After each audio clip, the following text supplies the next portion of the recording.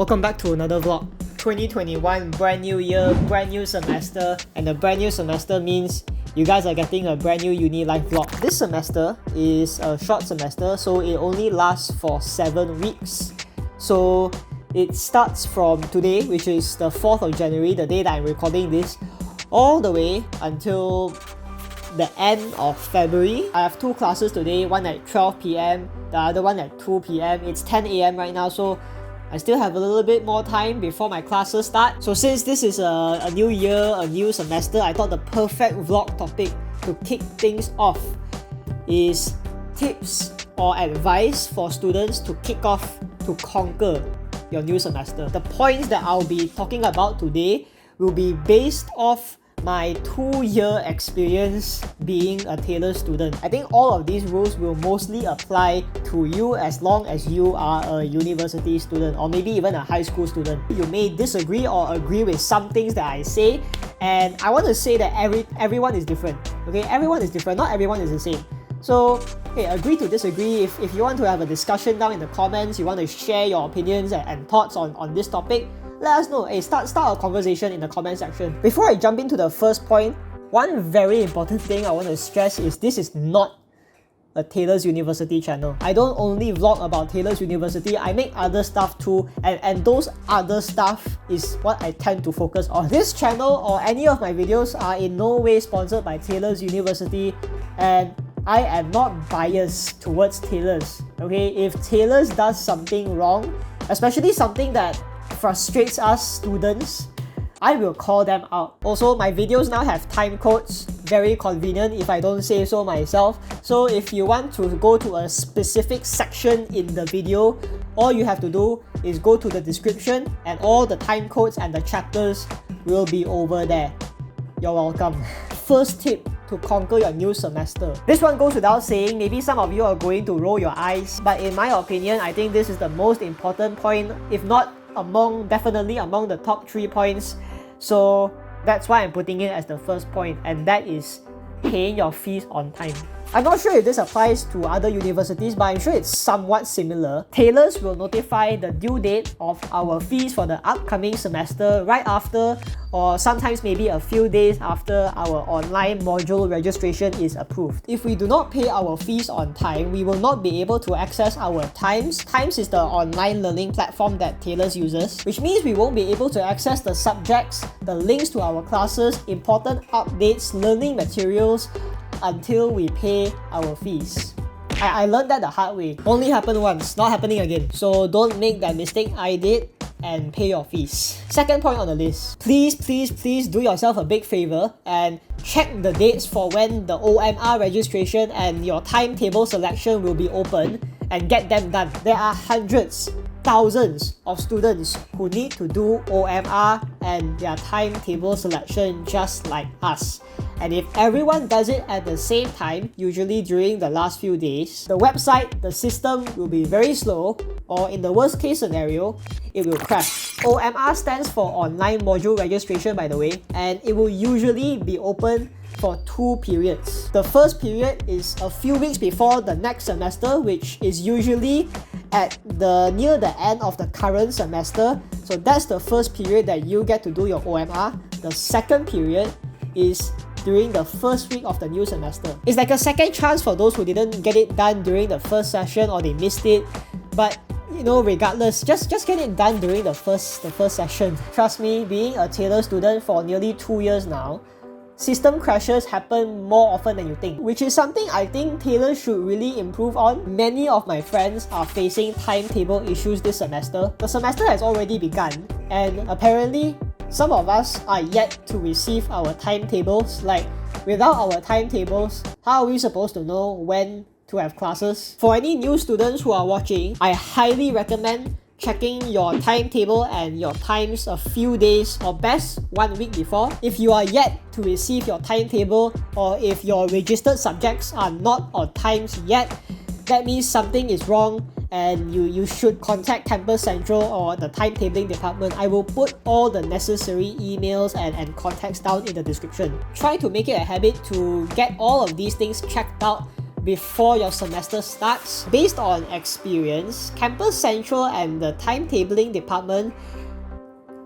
sometimes not the most helpful people. If you're having timetabling issues, sometimes classes may clash and you are forced to drop one of those subjects, push it to another semester, maybe even switch to another subject, and that process takes time. And keep in mind that they will reply your emails within 3 working days, and Saturday and Sunday is not a working day, so I really don't recommend emailing them on Thursday or Friday. So the best advice I can give you is to get all of these things sorted out 1 to 2 weeks before your new semester starts. Then you thank yourself for it, trust me. It's lunchtime and I'm having some porridge that my mom made. We'll continue with the new semester tips later because my class starts in 25 minutes. I'm about to have my very first world languages class. Yes, that's one of the subjects that I'm taking this semester. Some of you who are watching might be taking world languages as well, so if any of you want to give us some tips, that will be very helpful. Okay, I will catch you guys later.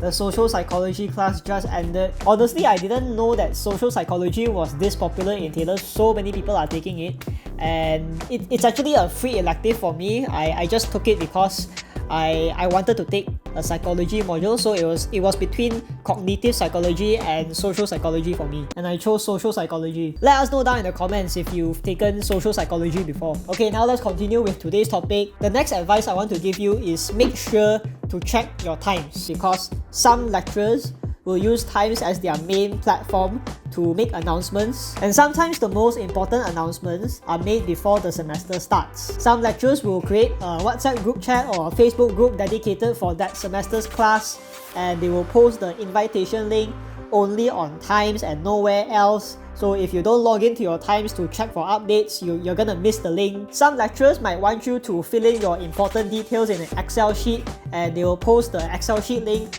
on times as well. And in some cases, some classes may be cancelled in the first week of the semester, and where do the lecturers announce that?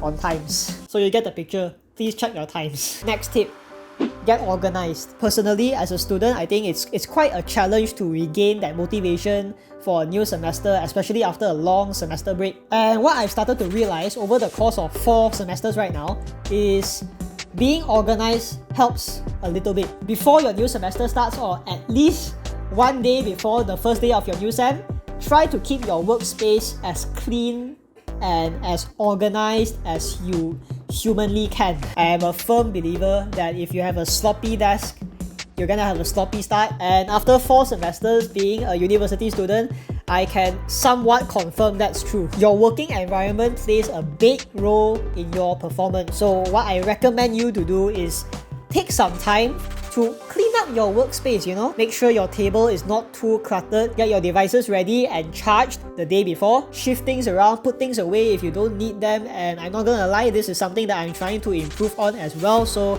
hey, we're all learning over here. The next tip is easier said than done, but I'm gonna say it anyway.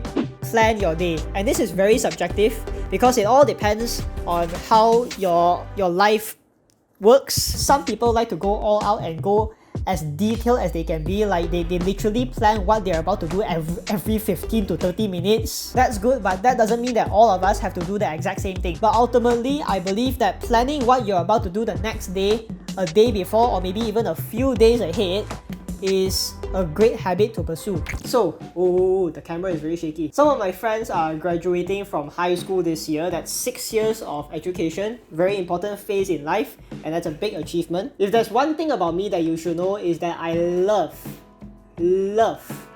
making handmade gifts. I had some extra art materials lying around the house, and I decided to make some graduation cards. These are the cards over here.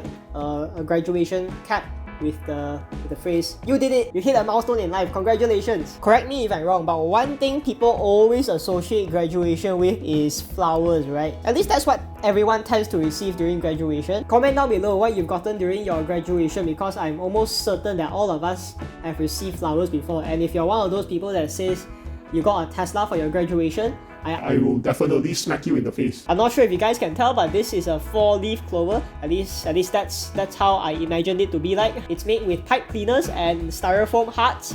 And the good thing about these flowers is they never die.